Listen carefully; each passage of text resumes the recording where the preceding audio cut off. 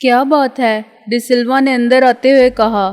تم سو رہی تھی یا رو رہی تھی یا دونوں کام ایک ساتھ کر رہی تھی؟ دراصل میری طبیعت کچھ ٹھیک نہیں تھی، شہلا نے تھکے تھکے لہجے میں کہا اور زبردستی مسکرانے کی ناکام کوشش کی۔ تمہاری حالت سے تو یہ لگتا ہے کہ تم برسوں کی بیمار ہو۔ ڈسلوا بے تکلفی سے ایک صوفے پر دراز ہو گیا۔ یا خدا نہ خواستہ کوئی بھوت وغیرہ دیکھ لیا ہے؟ پریشانی تو مجھے تمہارے چہرے پر بھی نظر آ رہی ہے۔ خیریت تو ہے نا؟ شہلا بولی، اور میں نے خدا کا شکر ادا کیا کہ کوئی ناخوشگوار صورتحال پیدا نہیں ہوئی، ورنہ وہ ڈسلوا کے اندر قدم رکھتے ہی اس کو ہمارے بارے میں بتا دیتی تو مجھے فوراً سامنے آنا پڑتا۔ میری باتوں نے شہلا کو اس حد تک ضرور قائل کر لیا تھا کہ وہ خود ڈسلوا کی زبان سے کچھ سننا چاہتی تھی۔ پریشانی تو پیدا ہو گئی ہے ڈیئر۔ ڈسلوا نے جیب سے سگریٹ نکالی اور لائٹر سے جلائی۔ اس کے ماتھے پر تفکرات کی ہر شکن اس کے ذہن انتشار کی آئینہ دار تھی۔ وہ سگریٹ کے دھوئیں سے چھلے بناتا رہا اور انہیں اوپر اٹھ کے ہوا میں بکھرتے دیکھتا رہا۔ پھر وہ اٹھ کھڑا ہوا۔ پریشانی بہت بڑی ہے شہلا ڈارلنگ، اس الو کے پٹھے نے مصیبت کھڑی کر دی ہے۔ میں سمجھی نہیں، شہلا نے سب کچھ سمجھنے کے باوجود معصومیت سے کہا۔ وہ بدماش سکندر بخت، اس نے پلٹ کر تیز لہجے میں کہا۔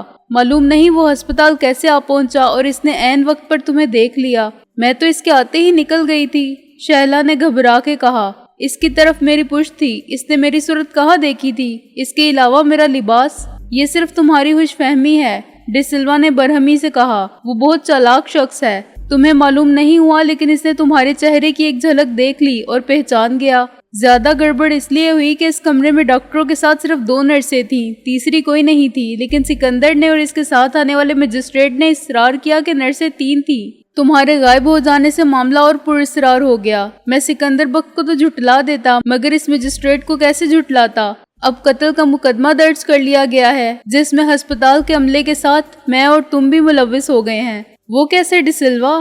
شہلا نے کانپتی ہوئی آواز میں کہا۔ اب وہ اداکاری نہیں کر رہی تھی بلکہ واقعی خوفزدہ تھی۔ وہ ایسے کہ سکندر نے براہ راست مجھ پر شبے کا اظہار کیا ہے۔ ڈسلوا کمرے میں چکر لگاتا رہا۔ اس کی حرکات و سکنات سے شدید بے چینی اور اضطراب کا اظہار ہوتا تھا۔ مجھ پر وہ کیا ثابت کرے گا، لیکن تمہارا نام لے کر اس نے مجھے بھی مصیبت میں ڈال دیا ہے اور تمہارے لیے بہت بڑا خطرہ پیدا کر دیا ہے، اور یہ سب تمہاری تھوڑی سی بے احتیاطی کا نتیجہ ہے۔ کیا تم یہ کام جلدی ختم کر کے وہاں سے نہیں نکل سکتی تھی؟ کیا ضرورت تھی اتنی دیر کرنے کی؟ اس کے لہجے پر جھنجھلاہٹ غالب تھی۔ 2 منٹ کا کام تھا، لیکن ڈسلوا میں سوچے سمجھے بغیر کوئی قدم کیسے اٹھاتی؟ شہلا نے کہا۔ 2 منٹ کا کام بھی اتنا آسان تو نہیں تھا۔ میں مناسب موقع کے انتظار میں رہی، خاک انتظار میں رہی، ڈسلوا مشتعل ہو کے بولا۔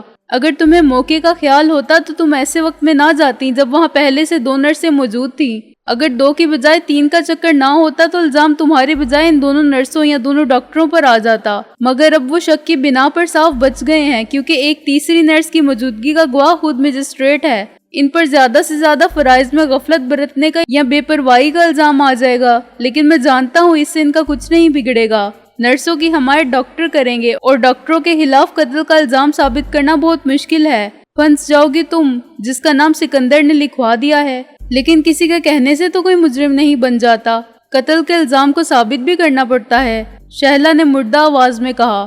فضول باتیں مت کرو، ڈسلوا نے سگریٹ کو فرش پر ڈال کر جوتے کی ایڑی سے مسل دیا۔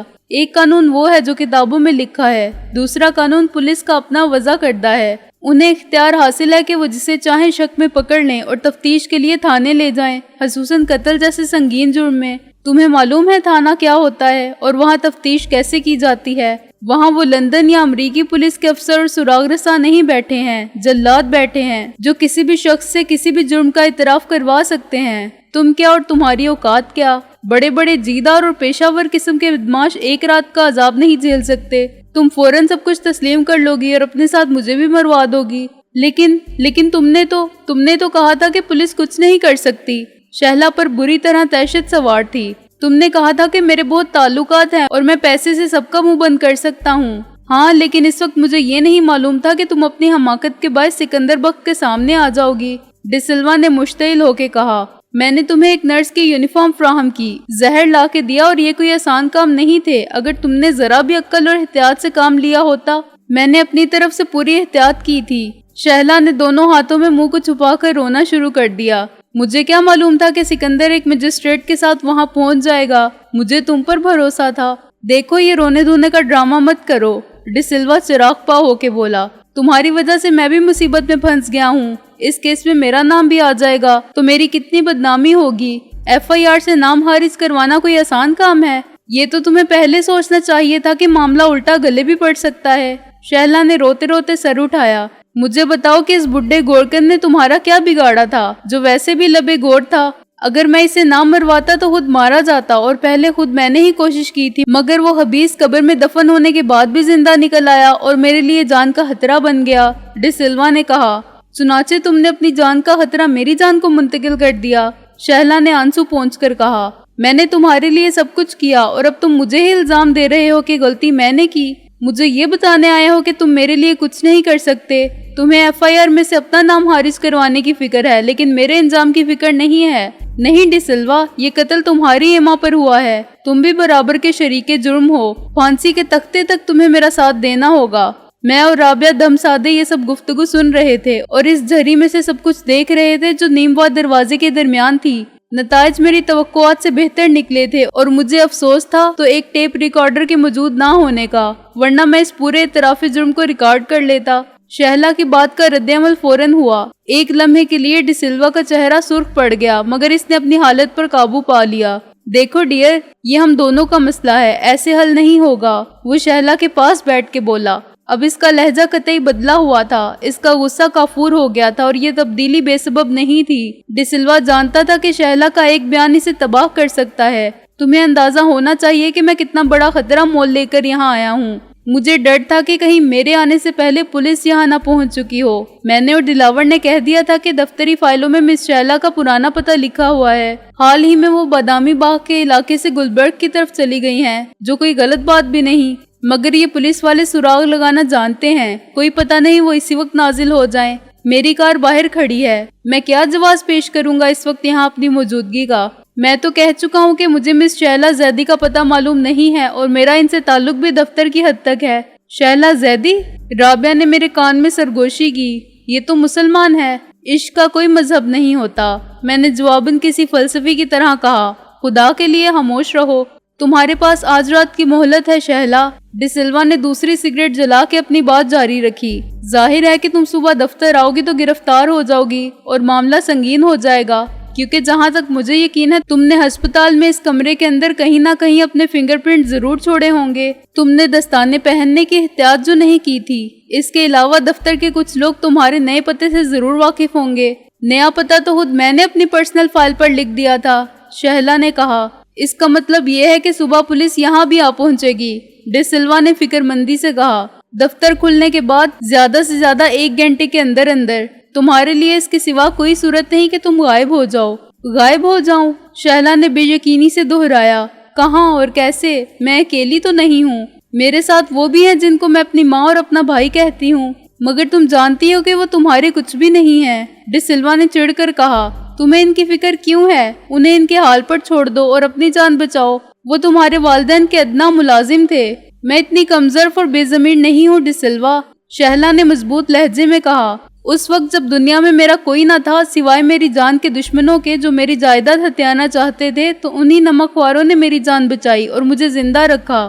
آج بھی جب میں اپنے پاؤں پر کھڑی ہوں اور بالغ ہو چکی ہوں، میں ان سہاروں کے بغیر نہیں رہ سکتی، کیونکہ تمہارا یہ مہذب معاشرہ اکیلی عورت کو عزت سے جینے کا حق نہیں دیتا۔ انہوں نے مجھے ماں کا اور بھائی کا پیار ہی نہیں دیا، تحفظ بھی فراہم کیا ہے۔ مجھے بتاؤ، اگر میرے آس پاس رہنے والے شریف اور عزت دار لوگوں کو معلوم ہو جاتا کہ میں ایک نوکرانی اور اس کے لڑکے کے ساتھ اس کوٹھی میں اکیلی رہتی ہوں، تو کیا وہ مجھے یہاں اسی طرح رہنے دیتے؟ کبھی نہیں۔ اب تک نہ جانے کتنے ہوس پرست ہاتھ میرے عزت دامن کو تار تار کرنے کے لیے بڑھ چکے ہوتے۔ مشہور کر دیا جاتا کہ میں بد کردار اور فاحشہ ہوں اور نوکری کرنے نہیں عزت بیچنے جاتی ہوں، اور یہ جائیداد جو میرے باپ نے چھوڑی تھی حرام کی کمائی کا نتیجہ ہے، حالانکہ اس کی مالک بھی میں انہی کے طفیل ہوں جن کے بارے میں تم کہہ رہے ہو کہ میں ان کو چھوڑ کے اپنی فکر کروں۔ مجھے بتاؤ، کیا بعد میں پولیس ان کو پریشان نہیں کرے گی؟ محلے والے تو کہیں گے کہ یہ شہلا کی ماں ہے، اور اگر میں ان سب کے ساتھ غائب ہو جاؤں تو غائب ہو کے کہاں جاؤں؟ مجھے مفرور قرار دے دیا جائے گا، پولیس آفس سے میری تصویر حاصل کر لے گی اور ہر اخبار میں دے دے گی، میں کب تک چھپی رہ سکوں گی؟ ڈی سلوا کی ضبط کا پیمانہ چھلک گیا۔ پھر تم کیا کرو گی؟ انتظار کرو گی کہ پولیس آئے اور تمہیں لے جائے؟ اس کے سوا میں اور کر ہی کیا سکتی ہوں؟ شہلا نے کہا، باقی تو تمہیں کرنا ہے جس کا تم نے وعدہ کیا تھا۔ میں نے تم سے ایسا کوئی وعدہ نہیں کیا تھا، ڈی سلوا نے بھڑک کر کہا۔ غیر متوقع طور پر اور اچانک شہلا کا تھپڑ ڈی سلوا کے چہرے پر پڑا۔ ذلیل، کمینے، اتنی جلدی سارے وعدے بھول گئے کیا؟ لیکن اس کی بات مکمل ہونے سے پہلے ہی ڈی سلوا کا بھرپور ہاتھ شہلا کے منہ پر لگا اور وہ صوفے سے نیچے جا گری۔ اس کا سر میز کے کونے سے ٹکرایا۔ ذلیل لڑکی، ڈی سلوا نے حقارت اور نفرت کے زہر سے بجھے لہجے میں کہا، تجھے اندازہ نہیں ہے کہ میں کیا کر سکتا ہوں؟ میں نے پہلے ہی کہہ دیا ہے کہ میرا اپنی سیکرٹری کی نجی زندگی سے کوئی تعلق نہیں۔ شہلا زخم ہوڑدہ ناگن کی طرح اس پر حملہ آور ہوئی۔ بدماش کتے، میں بھی کہہ سکتی ہوں کہ اس قتل پر تو نے مجھے مجبور کیا تھا۔ میں ساری دنیا کو چیخ چیخ کر بتا سکتی ہوں۔ ڈی سلوا نے اس کے دوسرا ہاتھ رسید کیا۔ وہ لڑکھڑا کر پیچھے ہٹی اور دیوار سے ٹکرائی۔ سنبھلنے کی کوشش میں اس کا ہاتھ کونے کے اونچے سٹول پر لگا جس پر وینس کا مجسمہ بڑے وقار، اندازے تمکنت اور بے حسی کے ساتھ استادہ تھا۔ پلک جھپکتے میں شہلا نے گرتے ہوئے مجسمے کو پکڑ لیا اور ڈی سلوا پر کھینچ مارا، مگر اس کا نشانہ خطا گیا اور دیوار سے ٹکرانے والا مجسمہ ٹکڑے ٹکڑے ہو کر بکھر گیا۔ ڈی سلوا اتنی دیر میں ریوالور نکال چکا تھا۔ بھونکنے سے پہلے ہی میں تیری زبان ہمیشہ کے لیے بند کر دوں گا اور پولیس میرے بیان پر یقین کرے گی کہ کسی آشنا نے تجھے رقابت میں یا انتقام کی خاطر مار ڈالا ہوگا کیونکہ تو اپنی نوکرانی کے ساتھ اکیلی رہتی تھی۔ بس مسٹر ڈی سلوا، میں نے دروازے کے پیچھے سے کہا، اب اپنا ریوالور نیچے پھینک دو کیونکہ تم براہ راست میرے نشانے کی زد میں ہو۔ اگر تم نے ذرا بھی غلط حرکت کی تو میں تمہاری کھوپڑی کے پڑھچے اڑا دوں گا اور یہاں سے نکل جاؤں گا۔ یہ معمہ بعد میں پولیس حل کرتی رہے گی کہ تم اپنی کار میں اکیلے یہاں کیوں آئے تھے۔ قانوناً مس شہلا کو یہ حق حاصل ہے کہ وہ اپنی عزت پر حملہ آور ہونے والے کسی بھی شخص کو گولی مار دیں۔ میرے ہاتھ میں جو ریوالور ہے وہ مس شہلا زیدی کا ہی ہے۔ یہ آخری بات جھوٹ تھی مگر یہ جھوٹ ناگزیر تھا۔ ڈی سلوا میری آواز پر یوں اچھلا جیسے بے خبری میں کسی نے اس کے کان کے پاس فائر کر دیا ہو اور پھر اس طرح بے حس و حرکت ہو گیا تھا جیسے وہ آدمی نہیں پتھر کا بے جان مجسمہ ہے۔ شہلا کے گھر میں میری موجودگی کا تصور کرنا بھی اس کے لیے محال تھا۔ اسے بہت دیر تک یقین نہ آیا کہ میری آواز اور میرے الفاظ اس کے کانوں کا دھوکہ نہیں ہیں۔ پھر اس نے شہلا کو مسکراتے دیکھا۔ اس مسکراہٹ میں نفرت کا جتنا زہر تھا اور جتنی حقارت تھی، اس نے ڈی سلوا کو تمام صورتحال کا نئے سرے سے جائزہ لینے پر مجبور کر دیا۔ وہ اس کے سوا کیا سمجھ سکتا تھا کہ شہلا نے اس سے بے وفائی کی ہے؟ میرے ورگلانے پر یا از خود ڈی سلوا کی اصلیت کو سمجھ لینے کے بعد وہ اس کے دشمنوں سے مل گئی ہے، مگر اب وہ نہ شہلا سے کوئی شکایت کر سکتا تھا اور نہ اسے کسی قسم کے الزام دے سکتا تھا۔ پہل خود اس نے کی تھی اور تقدیر کی ایک غلط چال نے صورتحال کو یکلخت اس کے خلاف کر دیا تھا۔ سیاد خود اپنے پھیلائے ہوئے جال میں گرفتار ہو گیا تھا۔ اس کے ہاتھ سے ریوالور چھوٹ گیا اور میں دروازے سے نکل کر سامنے آ گیا۔ پھر وہ ہوا جس کی مجھے ذرا بھی امید نہ تھی۔ ڈی سلوا نے انتہائی پھرتی کا مظاہرہ کرتے ہوئے ایک جست لگائی اور کھلے دروازے سے باہر نکل گیا۔ اگر مجھے ریوالور کے فائر کی آواز سے دوسروں کے متوجہ ہونے کا ڈر نہ ہوتا تو میں بلا تعمل اسے گولی مار دیتا، مگر میں نے اسے پکڑنے کی کوشش کی۔ چند سیکنڈ کے فرق سے وہ پہلے نکل گیا اور جاتے جاتے دروازے کو باہر سے بند کر گیا۔ میں اپنے ہی زور میں دروازے سے ٹکرایا۔ سنبھل کر اٹھنے اور کھڑکی کو کھول کر باہر کودنے میں مجھے مزید 30 سیکنڈ لگے ہوں گے، مگر اتنی دیر میں ڈی سلوا اپنی کار کا انجن سٹارٹ کر چکا تھا اور جب میں دوڑتا ہوا باہر نکلا تو اس کی کار کسی راکٹ کی طرح گیٹ کا رخ کر رہی تھی۔ ایک بار پھر میں نے ریوالور اٹھایا کہ کار کے پچھلے ٹائر کو برسٹ کر دوں، مگر مجبوری کے خیال سے رک گیا۔ اگر میں اپنی کوشش میں کامیاب ہو جاتا تو میرے لیے بہت سے مسائل پیدا ہو جاتے۔ میرے لیے شہلا کے گھر میں اپنی موجودگی کی وضاحت کرنا مشکل ہو جاتا اور ناجائز طور پر حاصل کردہ ریوالور سے ڈی سلوا پر گولی چلانے کی ضرورت کا جواز پیش کرنا اس سے بھی زیادہ مشکل ہوتا۔ جب میں واپس کمرے میں آیا تو رابعہ نے شہلا کو سنبھال لیا تھا، جو اس جذباتی بحران سے گزر کے اپنے تمام ذہنی اور جسمانی توانائی زائل کر چکی تھی اور اب اس پر ہسٹیریا کا زبردست دورہ پڑا تھا۔ اس کی مٹھیاں بند تھیں اور وہ آنکھیں موندے صوفے پر لیٹی ہچکیاں لے رہی تھی اور بار بار ایک ہی بات دہرا رہی تھی، میں اسے زندہ نہیں چھوڑوں گی، وہ مجھے کیا سمجھتا ہے۔ میں نے ریوالور کو جیب میں رکھ لیا۔ کیسی عجیب بات ہے، شہلا کے گھر میں اتنا ہنگامہ ہوا اور کوئی دیکھنے تک نہیں آیا۔ میں نے کہا، شہلا کی ماں نے بھی نہیں دیکھا؟ شہلا نے کہا تھا کہ وہ بیمار ہے۔ رابعہ بولی، میں دیکھتی ہوں۔ نہیں، تم یہاں شہلا کے پاس ٹھہرو، میں دیکھتا ہوں، میں نے اندر کا رخ کرتے ہوئے کہا۔ ایک کمرہ تو وہی تھا جس میں رابعہ اور میں چھپے ہوئے تھے۔ لائٹ جلا کر دیکھنے پر مجھے 2 دروازے نظر آئے۔ بائیں طرف کا دروازہ باہر کھلا ہوا تھا۔ مجھے رات کا اندھیرا ہر سو محیط دکھائی دیا۔ میں نے اسے بند کیا اور دوسرے دروازے سے ایک بیڈ روم میں داخل ہوا جو غالباً شہلا کا بیڈ روم تھا۔ خوبصورت، پرتکلف اور حسن و آرائش کا مرقع، بالکل رابعہ کے کمرے کی طرح زنانہ، استعمال کے سامان کی خوشبو سے بھرا ہوا، نسوانیت کے لطیف احساس سے معمور۔ کمرے میں صرف ایک ٹیبل لیمپ روشن تھا، دو میں سے ایک دروازہ غالباً باتھ روم کا تھا، دوسرے دروازے کے نیچے روشنی کی ایک لکیر چمک رہی تھی۔ میں نے اس دروازے کو کھولا اور ٹھٹک کر رک گیا۔ یہ بھی ایک بیڈ روم تھا، مگر اس میں ایک ضعیف عورت آنکھیں کھولے یوں پڑی تھی کہ پہلے ہی نظر میں اس کا وجود زندگی کی ہر علامت سے محروم لگتا تھا۔ وہ کم سے کم 70 سال کی تھی اور ہڈیوں کا ڈھانچہ رہ گئی تھی۔ اس کے بال بالکل سفید اور چاندی کے تار ہو گئے تھے اور عمر گزشتہ کا ہر سال اس کی صورت پر ایک شکن چھوڑ گیا تھا۔ اس کا آدھا دھڑ مفلوج تھا، چنانچہ وہ کسی سہارے کے بغیر اٹھ کر بیٹھ نہیں سکتی تھی۔ اس کے بیڈ سے ذرا فاصلے پر معذوروں والی ویل چیئر موجود تھی۔ خوف اس کی کھلی آنکھوں میں ایک سوال بن گیا تھا۔ تم کون ہو؟ وہ لرزتی ہوئی آواز میں بولی۔ میری شہلا کہاں ہے؟ شہلا بالکل خیریت سے ہے ماں جی، میں نے گھٹنوں کے بل اس کے پاس جھک کر کہا۔ میں شہلا کے پاس کام کرتا ہوں۔ کیا عدنان آ گیا ہے؟ بڑھیا نے پوچھا۔ ابھی میں نے کچھ آوازیں سنی تھی۔ عدنان کون ہے ماں جی؟ ابھی تو ڈسلوا آیا تھا، میں نے جواب دیا۔ ہاں، میں نے اس کی کار کی آواز سنی تھی، وہ اطمینان کا سانس لے کر بولی۔ میں سمجھی عدنان پھر پی کے آ گیا ہے۔ خدا اسے ہدایت دے، میں اسے بددعا بھی تو نہیں دے سکتی، وہ میرا ایک ہی بیٹا ہے۔ میں سکتے میں رہ گیا۔ شہلا نے مجھ سے یہ جھوٹ بھی بولا تھا کہ گھر میں صرف اس کا بھائی ہے جو سر شام سو جانے کا عادی ہے۔ وہ ظاہر نہیں کرنا چاہتی تھی کہ گھر میں اس کے سوا صرف ایک معذور عورت ہے۔ وہ بھائی تھا یا نہیں تھا، مگر وہ گھر کے اندر اس کی موجودگی کا نفسیاتی سہارا لینا چاہتی تھی۔ ایک معذور عورت اور اس کا بدچلن شرابی بیٹا۔ اگر وہ گھر میں موجود ہوتا تب بھی کسی کا کیا بگاڑ لیتا، مگر اس نے مجھے یہ تاثر دیا تھا کہ اس کا محافظ بھائی گھر میں موجود ہے اور کسی بھی وقت اٹھ کے آ سکتا ہے۔ ہر غیرت مند بھائی کی طرح وہ بہن کی آبرو کا رکھوالا ہے۔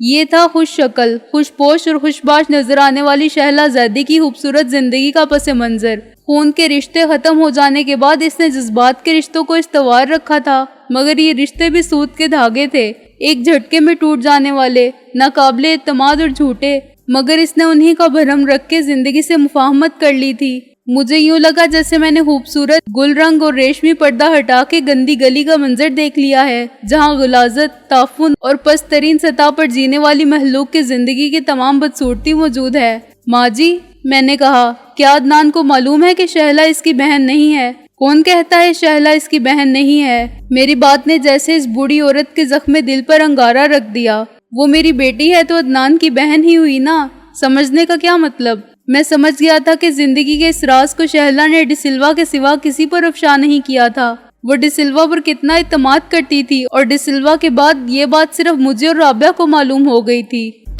اس نے بتا دیا ہے تم کو یہ؟ شہلا نے اچھا نہیں کیا، میں نہیں چاہتی تھی کہ کسی کو یہ بات معلوم ہو، اگر ممکن ہوتا تو میں شہلا کو بھی نہ پتہ چلنے دیتی۔ جب اس کے والدین گھر میں آگ لگ جانے سے مر گئے تھے تو وہ اکیلی رہ گئی تھی۔ عدنان 4 سال کا تھا مگر شہلا کی عمر 10 سال تھی، اسے سب یاد ہے، حالانکہ 13 سال بیت چکے ہیں اس بات کو۔ اس کی آنکھوں سے آنسو بہنے لگے تھے۔ میں نے دل ہی دل میں اس عظیم عورت کی محبت اور ممتا کے جذبات کو سلام کیا۔ اس نے شہلا پر اپنی زندگی قربان کر دی تھی، اس نے اپنے بیٹے کو کچھ بھی نہیں بتایا تھا اور شاید اسی لیے عدنان کے ہاتھوں شہلا کی عزت محفوظ رہی تھی۔ 17 سال کی عمر میں شراب کا عادی ہو جانے والا عدنان یقیناً صحبت بد میں تباہ ہوا تھا، اسے برے بھلے کی تمیز کہاں ہوگی؟ شاید وہ اس کوٹھی کو اور اس گھر کی چیز کو اپنے باپ کی ملکیت سمجھتا ہوگا اور بہن کی کمائی پر اینڈتا ہوگا۔ قابل تعریف شہلا کا حوصلہ اور ظرف بھی تھا، اس نے ڈسلوا کو صاف جواب دے کر بڑی اخلاقی جرأت کا مظاہرہ کیا تھا۔ ماں جی، میں نے کہا، آپ کو چند دن کے لیے یہاں سے جانا ہوگا میرے ساتھ۔ نہیں، وہ چلائی، میں شہلا کو، اپنی بیٹی کو چھوڑ کے کہیں نہیں جاؤں گی۔ شہلا آپ کے ساتھ چلے گی، ہمارے ساتھ رہے گی ماں جی، یہاں کچھ بدماش قسم کے لوگ اس کی جان کے دشمن ہو رہے ہیں، ہو سکتا ہے وہ اس کو نقصان پہنچانے کی کوشش کریں۔ دروازے میں رابعہ کے ساتھ شہلا نمودار ہوئی۔ رابعہ نے اتنی دیر میں اس کو ہاسا سنبھال لیا تھا اور شاید اسے یقین دلانے میں کامیاب ہو گئی تھی کہ ان حالات میں اس کا یہاں رہنا خطرناک ثابت ہو سکتا ہے۔ یہ ٹھیک کہہ رہے ہیں اماں، ہم یہاں نہیں رہ سکتے، شہلا نے کہا۔ مایوسی اور افسردگی اس کی صورت سے بھی عیاں تھی۔ مگر کیوں؟ آخر ہم کہاں رہیں گے؟ شہلا کی ماں نے ایک ہاتھ کے سہارے پر اٹھنا چاہا۔ اس وقت تک میں طے کر چکا تھا کہ شہلا کو اور اس کی ماں کو کہاں چھپایا جا سکتا ہے۔ رابعہ کی خادمہ کا گھر اس کے لیے موزوں ترین جگہ تھی۔ میں نے شہلا سے کہا ہے کہ وہ ماسی کے گھر میں بالکل محفوظ رہے گی۔ رابعہ نے جیسے میرے خیالات کو پڑھ لیا۔ میں نے بھی یہی سوچا تھا۔ میں نے کہا اب دیر کرنے کا کوئی فائدہ نہیں، ڈی سلوا واپس بھی آ سکتا ہے، لیکن مجھے کچھ تو بتاؤ کہ یہ دشمنی کرنے والے کون ہیں، کیا چاہتے ہیں؟ بوڑھی عورت نے فریادی لہجے میں کہا، اگر خطرے کی کوئی بات ہے تو پولیس کو اطلاع کیوں نہیں دیتے؟ ایسے گھر بار چھوڑ کے کوئی بھاگتا ہے کیا؟ یہ بہت لمبی بات ہے ماں جی، میں نے کہا، اور بہت سی ایسی باتیں ہیں جو آپ کی سمجھ میں نہیں آئیں گی۔ ہم پر اعتماد کیجئے، جیسے ہی حالات ٹھیک ہوں گے ہم واپس آ جائیں گے۔ اور عدنان، اس کا کیا ہوگا؟ وہ کہاں جائے گا؟ شہلا کی ماں نے کہا۔ یہ مسئلہ میرے ذہن میں بھی تھا اور مجھے اندیشہ تھا کہ ماں اپنے بیٹے کو خطرات میں تنہا چھوڑ کے جانے پر رضامند نہیں ہوگی۔ اس مسئلے کا صرف ایک ہی حل تھا، میں یہاں عدنان کا انتظار کروں گا۔ میں نے کچھ دیر سوچنے کے بعد کہا، اور اسے بعد میں اپنے ساتھ لے آؤں گا، آپ رابعہ کے ساتھ چلی جائیں۔ یہ تمہاری بیوی ہے؟ شہلا کی ماں نے کہا۔ رابعہ کا چہرہ سرخ پڑ گیا، لیکن اس سے پہلے کہ میں وضاحت یا تردید کرتا، شہلا نے کہا، ہاں اماں، اور یہ بہت بڑی وکیل ہیں۔ پھر اس نے ہماری طرف یوں دیکھا جیسے ضرورت کے تخت بولے جانے والے جھوٹ کی اہمیت ہم پر واضح کرنا چاہتی ہے۔ اس نے پرانے وقتوں کی اس بوڑھی عورت کی نظروں میں ہماری عزت کم نہیں ہونے دی تھی اور ہمیں زیادہ اعتبار کے قابل بنا دیا تھا۔ اگر اسے معلوم ہوتا کہ اس گھر میں پہلی بار نظر آنے والے اجنبی مرد کے ساتھ ایک غیر شادی شدہ لڑکی آئی ہے تو ہم دونوں کا کردار اس کے اخلاقی معیار کے مطابق مشکوک ہو جاتا۔